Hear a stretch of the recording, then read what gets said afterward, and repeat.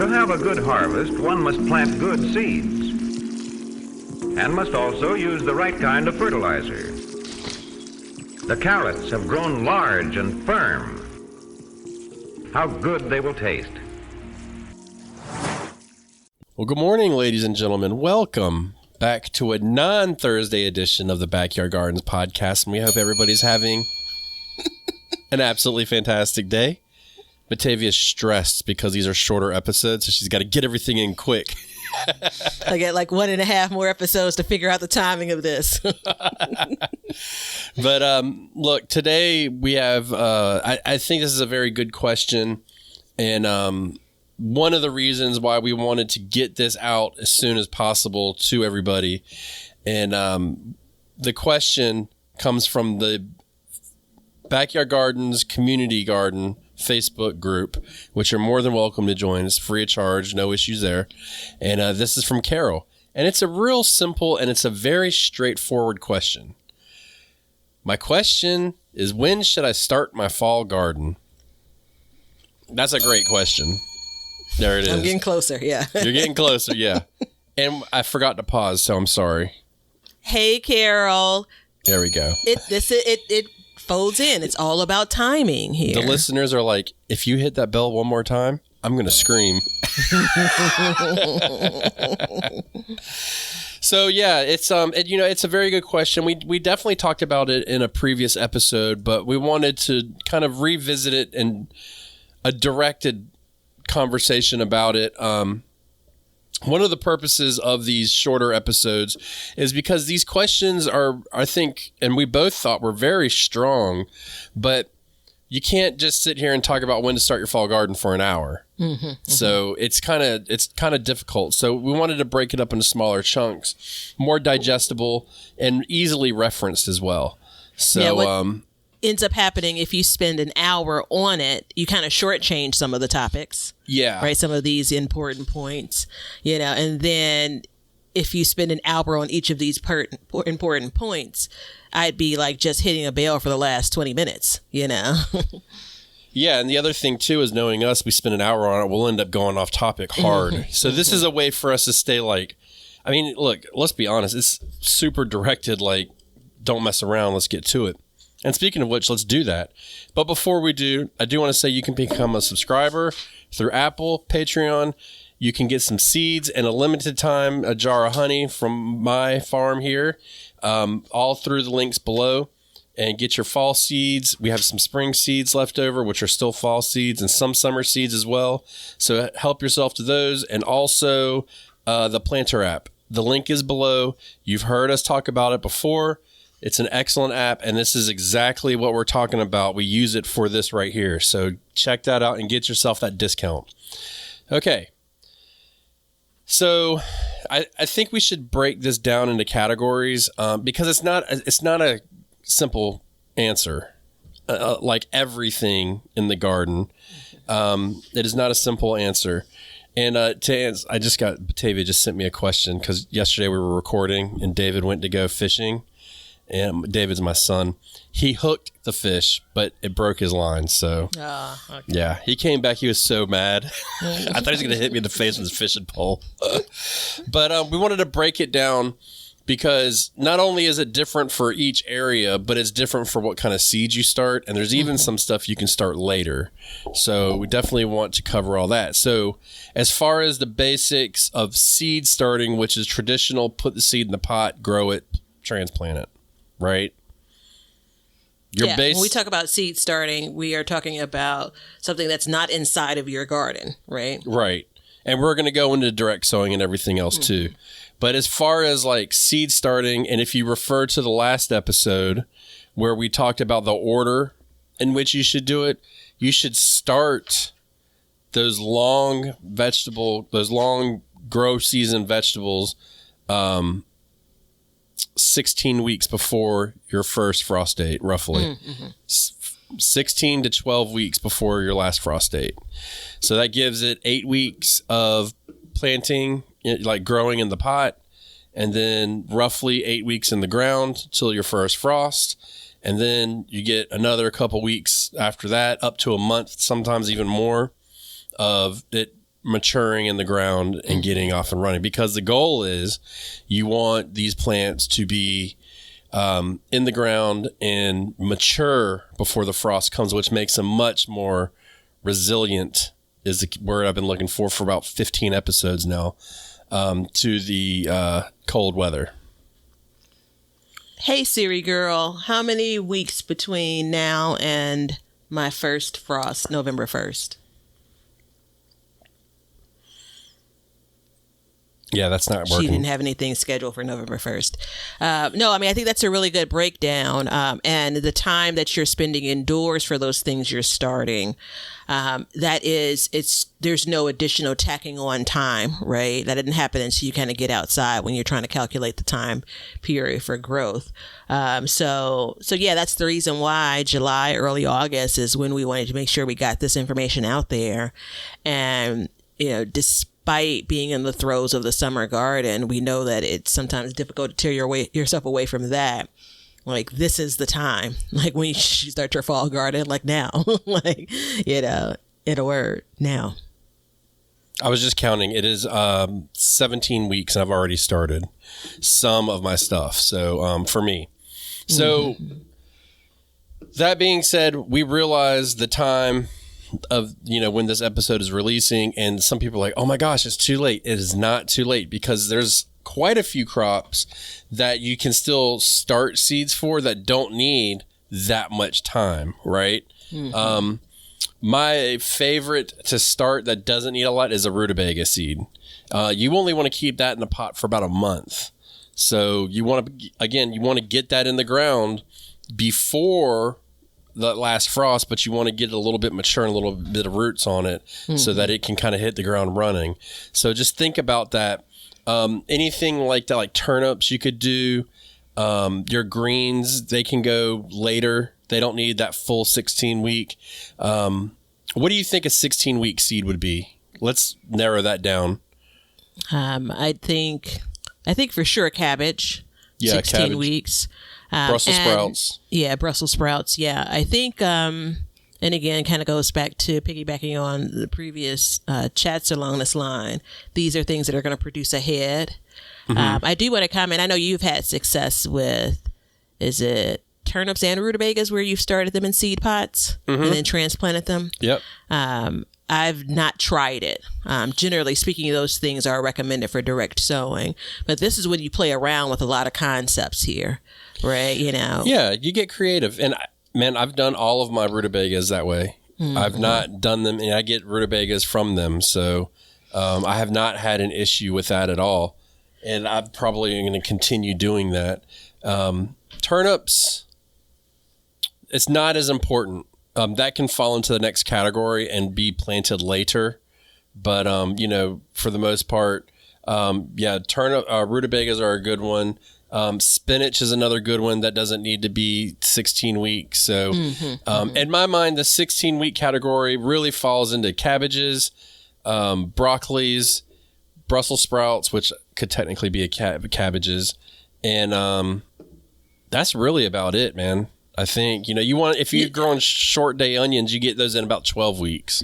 You could do cauliflower, broccoli and cauliflower are on the shorter end, but there's not a lot of weeks to play around with. No, there's not. I would rather, go ahead. Before we get to direct sowing, we talk about, not often, but we talk about kind of the seed to harvest time. And, you'll read the description of a seed package and, it talks about 90 days, 100 days, 75 days, all of that, and I say it again. This is probably one of the only things that I can count on you to agree with me on. That is for one of like four. Like in our life, right? Yeah. That is based on ideal conditions, right? So ideal conditions for that particular crop.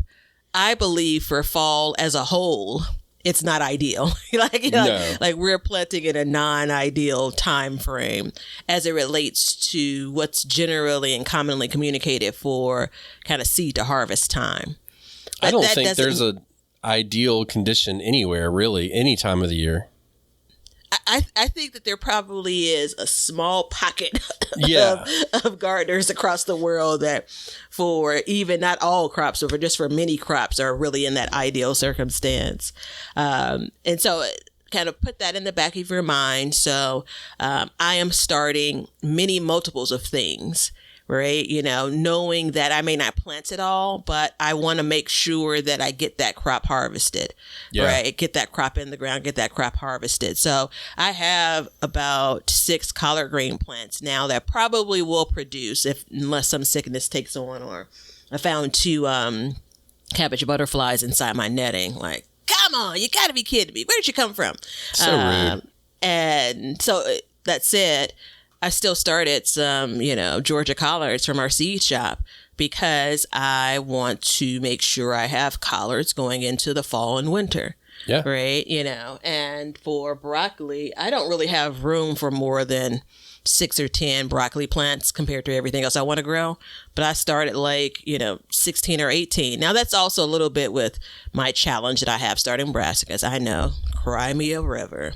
But yeah, so time isn't on our side, but it doesn't mean that you can't have a kick butt fall garden. Absolutely. And I mean, the one thing is, especially for the days of harvest here, is we're getting less sun. Mm-hmm. So you've got to factor that in. And usually it's considered adding about 7 to 14 days into the grow time. Yeah. That's what's typically listed in the publications. So, I mean, you can see that, yes, maybe you have missed your window at this point for the 16-week window. But when you start getting into your 12 weeks, I mean, there's a lot of things you can still start and that you can be getting ready to start. Now, you can always get a transplant and put it in. Mm-hmm. You do not want to put a transplant in 16 weeks before your first frost date. That's something to remember. I mean, this is strictly for starting these long-term seeds and then going into 12 weeks. And I usually step it down. And one thing I will do, like especially for broccoli, is I'll start a tray of broccoli earlier than I want, and then I'll start another tray or half a tray or something on the schedule that I originally planned, so that I can see which one will do better, because the seeds are plentiful. You know what I mean? Mm-hmm, mm-hmm. Yeah, you may, even with a couple of weeks, which could be critical, you may be able to play around with that depending on where you are as a gardener.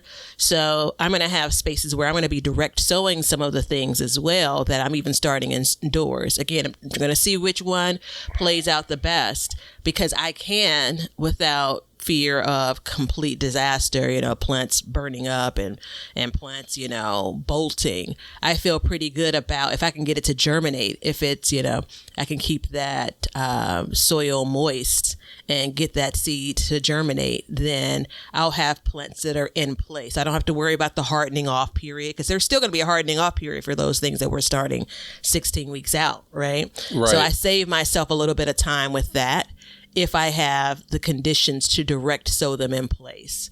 So again, it's you gotta do it to figure it out.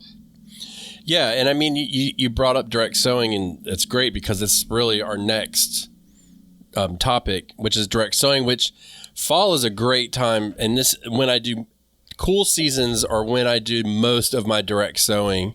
And there's a long list of plants that can be direct sowed, and there's also a side list of plants that can be direct sowed and also be pre-started or seed started. So if I go down the list in my head, which is just off the cuff here, of plants that can be both direct sowed and seed started, I would start with lettuce, rutabagas, kohlrabi, turnips, spinach, and am I missing something? You could do onions.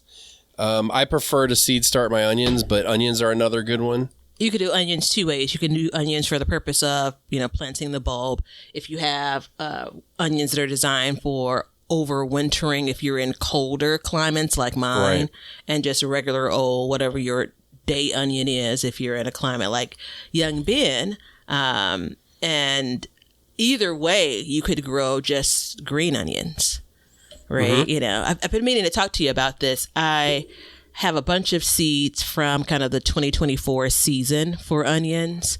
I ended up getting like a second package sent to me, and I'm inclined to just do like a kind of scattered sowing. Like I'll get green onions. They won't produce bulbs, but start out with next year's onion plants with fresh onion seeds, just not to have to battle that whole germination situation when you oftentimes run into with 2-year-old onions. Yeah, onions are a very hard crop to talk about in a public manner because you've got 3 different styles is what you would say, like short day, intermediate day, and long day onions, and they all need to be started at different times of the year. It's very difficult in a abbreviated manner to sit down and talk about something like that because like I plant my onions for next year in the fall. You'll plant yours in the spring. So yeah, there is always that option to start green onions. It's a tough one, and you've got to understand what onions to grow as well. Yeah. That's the key to all of this is like, what are the onions that you need to be growing? So, and it's because they get triggered by the amount of light that they're receiving triggers them into bulbing. So if you're too far north and you're growing a short day onion, they're going to bulb before it's warm enough and possibly kill the plant off. So onions are a very difficult one, but yeah, I don't see why you couldn't. I mean, I think you would be better off buying an actual green onion seed. And to be honest, I grew green onions and I just started from cuttings from the grocery store. That's the only one I've ever grown from the grocery store that I liked. So, I mean, that's always an option as well. And they get huge, man, huge. It's crazy. Yeah, you're talking like a foot tall, really. If you I'm talking 3-4 feet tall and about 3 inches around. I mean, they were giant. Oh, wow. And I don't eat them enough to warrant putting them in the garden. Yeah, that's, there are a couple of ideas around like kind of drying it for onion powder. It would be green, of course. So there's some things that you could do. I'm just looking at it like space seeds, because otherwise I'm not going to use them 2 years from now, 3 years from now. But anywho, this is actually a good time when it comes to direct sowing, things that you enjoy. If you have some older seeds, sow those things heavily, right? Sow them densely, sow them thickly. You want to make sure that you're, of course, using those seeds, but you don't want to take many chances with needing to come back in and re-sow. Remember, time isn't on our side, right? So direct sowing seeds, I got to steer us back on track because the clock's a ticking here. You don't have to do anything. I'm fully capable of refocusing my energy. Not me. I go crazy. Where are we at now? Direct sowing? Still? Direct sowing, like only direct sowing would be, obviously radishes is one. Cilantro is a really good one to direct sow. Just because it's actually a lot more cold hardy than one would think. Carrots are another one. A lot of people can get carrots in the ground and get them. Parsnips are another one that need to be, and that's actually one of the earliest ones. I'm going to be starting mine in about a week. So I'm going to warn you all, temper your expectations when it comes to things like carrots. I won't say parsnips because I've only grown them a couple of years. The reason why I say temper your expectations for carrots, the time to germinate is counting. That's the clock we're on. And carrots are probably one that is real. The most critical to make sure that you're keeping the soil damp for that germination. Daily waterings. Yeah, definitely. And then and you could try the board trick, sowing them heavily, putting a board over them and then checking daily until you see germination and then removing the board. But the production of carrots, again, we're in the hot weather, so the way that those green tops grow is a little bit slower than they would if it was, kind of starting in the cool. So your carrots are growing at a different rate in the fall than they would, if you're in the spring. So I've done some sowing of carrots and come up with some itty bitty things.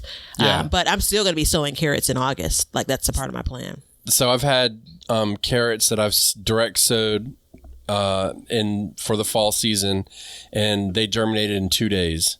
Whereas if I germinate them in the spring, 2 weeks, sometimes 3 weeks. And I think it's just the soil temperatures are right. But the problem is it gets so hot that it's just like you're constantly on top of them. So my goal has always been to get a harvest of carrots before, it gets too cold, and it's never occurred to me. I've never had that happen, but I can overwinter them and getting into like harvesting them in the spring, early spring sometimes. But that's always, it just depends on where you are. And you really, the trick is to look at the crop, the days to harvest is, even though neither one of us really agree with that day to harvest, it's still a guideline to go by.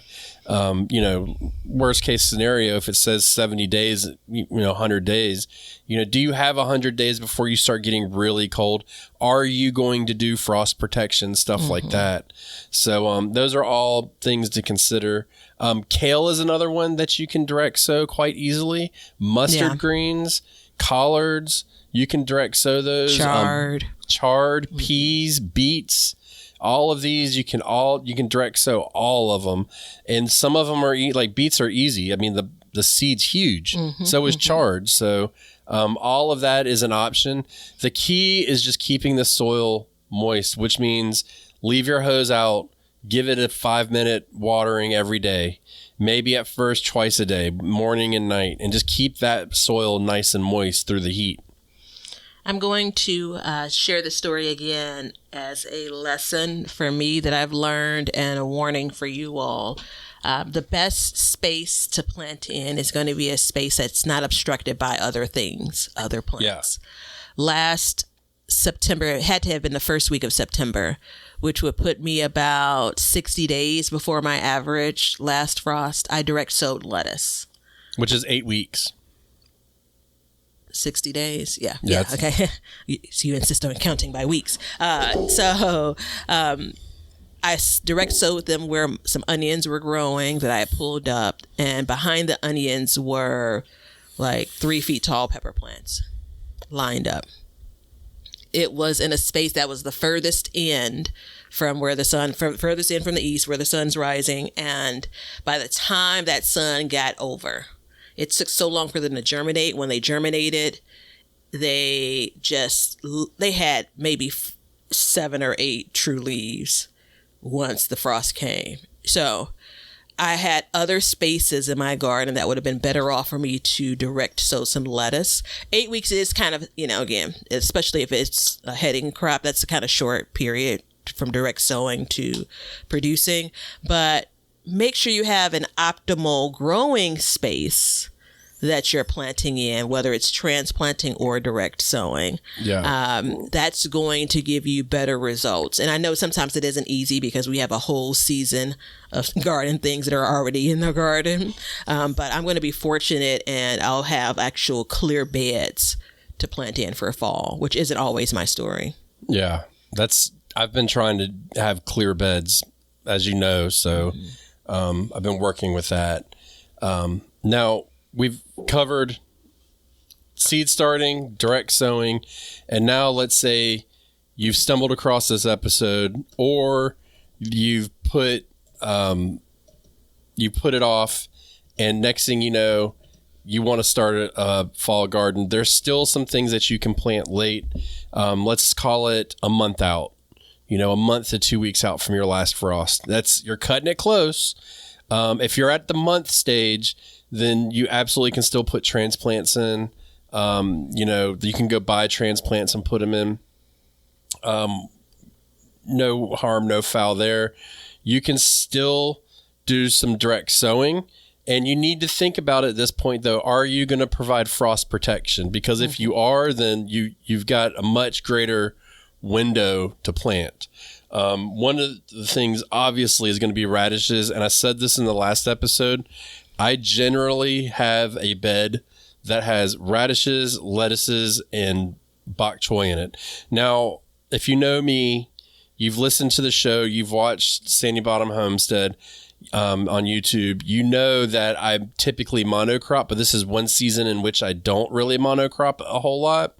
And this is why, is because there's these plants don't take up a lot of space. You know, one row of lettuce can easily provide me weeks and weeks and weeks of salads.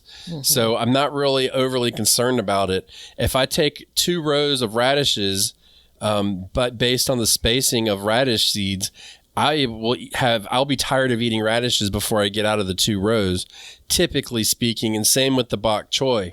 So I'll combine those, and I always say this is the bed that I'm going to put under frost protection. So you can still put those in the ground. You can get them growing. I don't harvest my lettuce the same in the spring as I do in the fall. So in the fall, I take the whole plant. Or in the spring, I take the whole plant. In the fall, I do the cut and come again method. And so I still, that's the one way I can do it. So I can keep those lettuce plants in the ground in the fall for months almost. If I get them in at the right time and keep them cool, then I can just keep harvesting all around them. So you got to change your plan a little bit from what you normally do. And I know it's hard to kind of get out of that comfort zone. You know what I mean? We get in a routine and we like to stay there. Yeah, I think this could be a significant difference in our climates. I was looking back and I was getting kind of sad because I went back to see what date I direct sowed that winter spinach. Remember from last year, and it was the last week of October, and I scrolled further, and my average first frost date is November the 1st, and it was about right last year. So last week of October, I direct sow spinach. We get our first frost for the season. We get some colder weather. We get some snow even. I'm looking at a month later, 4 weeks later, I could see the spinach seedlings basically in the ground, a couple of true leaves. They actually grew a little bit more, but nothing worth like harvesting, right? So that 4-week period for me was too cold for it really because there is freezing, thawing happening too. I want to be very clear in that. And so that for me, I know that it's more like 8 weeks. Right. That looks more like if I have plans to harvest that spinach this growing year. That wasn't my plan for last year. So again, if you would have planted spinach, direct sow spinach the last week of October, you would have, for Christmas, you would have had spinach salad.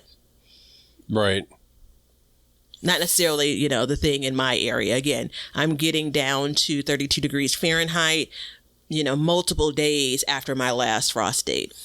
First frost date. I'm glad you brought up the spinach because that's a good one too. You could, if you put a frost protection over that, it will continue to grow. The key, man, I smell another episode brewing here, is leaving the frost protection on during the day long enough to keep it warm, to warm it up faster, and it will continue to grow. It's just, one thing we have to realize is everybody's like, oh, it's all about light, but it's all about temperature as well. Temperature is a very big part of it. And if you can keep it warm enough, and remember, if it's 32 degrees, your spinach plants are going to look at you and say, hey, hold my seltzer water. I'm good to go. You know what I mean? Like, this ain't nothing. I don't even need a blanket. But the reason why we want to put that frost protection on it is so that we can ramp up that growth a little bit faster because the soil stays more active. It works the fertilizers. It feeds the plants. The plants are growing more active during those warmer periods. So it's just something to consider and to factor in your decision if you want to move forward in this endeavor, or if you've already had a fall garden and you want to try and improve it more this year. These are good techniques to do. And I think that it really does, if you grow the right plants, and we stress this all the time and we'll never stop stressing it. If you grow the right plants and you use the right methods, you will see that you will be able to harvest more in times when you didn't think was possible. And I think that's really important to remember. And look at it like some R&D. You're doing some research here too. Absolutely. Right. Yeah. You can read about it all day long. And we said this in the last episode. We can sit here and talk about it all day long. But the fact of the matter is your climate's different than our climate, than your neighbor's climate, than the person down the street. So you'll learn over time, and you'll know how to handle it better, and make things grow. So these are all things to do, but you can see 16 weeks out start, and then we've given you a timeline to go through. We've given you other plants that you can start later, direct sowing, and then even late plantings. And I got to say, sometimes my late plantings actually do better than my earlier plantings. And that's a note that I need to remember for myself. You know what I mean? Yeah, making a reference to the timing of that, right? And the weather that you were experiencing in that late planting. Because again, for you, this is where, I still can't say 100% with 100% certainty that you said I could have a kick butt fall garden. I feel like it was spring, but maybe it was fall. Maybe it was both.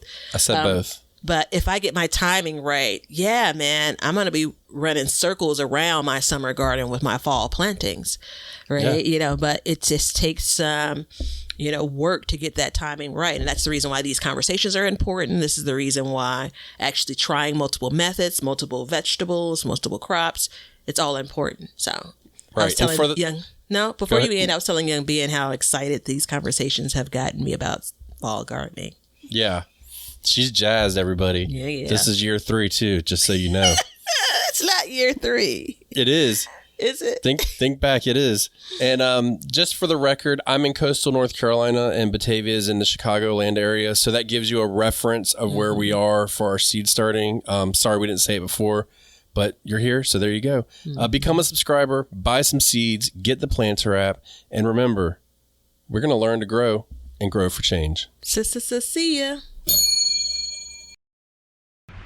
Now you know why people feel like celebrating at harvest time. All over the world, people have feasting and good times when the crops have been gathered in. Well, we hope you enjoyed the show, and thank you so much for listening. If you'd like to support the show, you can do so by checking out our seed shop below. We have all kinds of seeds available for you, and we're going to be adding new seeds shortly, so check that out. Get yourself some seeds. It's free shipping, over $35 orders. So go ahead, get a full garden. What are you waiting for? Order your seeds and stock up. Or you can become a subscriber. You can either be an Apple subscriber or a patron, and that will help support the show. You'll get one free episode every month, an extra episode, that is. So we definitely would love to see you over there and become part of our crew. Join the Backyard Gardens community garden in Facebook. That's free. Go ahead, join that, and join the community where all the listeners get together and they can help each other out with their trials and tribulations and just show off their gardens. There's not a better way to do it. And if you're curious about what's going on in our gardens, you can check out our individual YouTube channels. So I'm at Sandy Bottom Homestead, and Batavia is at Be Better Garden. You can check that out and see how each of us are growing and what we talk about on those, because a lot of times we will coincide with the podcast and help add information in that maybe we didn't get out in the show, or we feel that's pertinent at a certain time of year. So check that out and enjoy seeing our gardens and what we do in them. And we have an Amazon store which has all the products that we use and recommend in our gardens, and it helps support our show. And we also add to this list periodically, so be sure to check it out periodically to see if there's anything that you need for your garden. Everything that you do, including a like and a subscribe and even a review, will help us learn to grow and grow for change. See ya.